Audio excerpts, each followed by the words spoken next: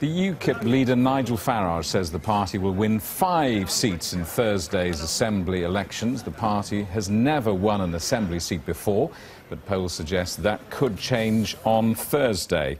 So is Nigel Farage right? Is UKIP heading for 5 seats? Well, it's been a source of huge speculation as to how many seats they could potentially get, partly because we haven't got any precedent as to how they've done in the past. The leaders in Wales have talked about 9 or 10. Now, Jamie, party leaders never talk about how many seats they're going to get. They don't want to put themselves up as a hostage to fortune.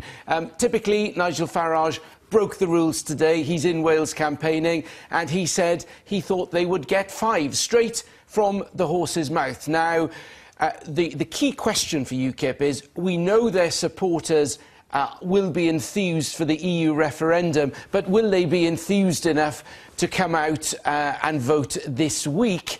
But I think all told, that figure of 5, I have to say, is more broadly in line with what a lot of people think they have a realistic chance of getting. So what can we expect this time round? Well, we don't know because we haven't had the vote yet, but we have had opinion polls, and this is the latest opinion polls from ITV Wales and Cardiff University, looking just at the constituencies here, and you see again Labour in the lead on about a third of the vote, but a lot lower than they've been in terms of that support in previous Assembly elections. And I told you, didn't I, that the battle for second place is always an interesting one, and according to this latest opinion poll, Plaid Cymru now have leapfrogged the Conservatives into second place, although not an awful lot in it, I think you'll agree. But then we look at an interesting development over the last couple of years, I guess. The new kids on the block, UKIP, in terms of Assembly Assembly votes, getting 15% of the vote, according to this opinion polls, would be a huge improvement of what they've seen in previous years, and would put the Liberal Democrats into 5th position then.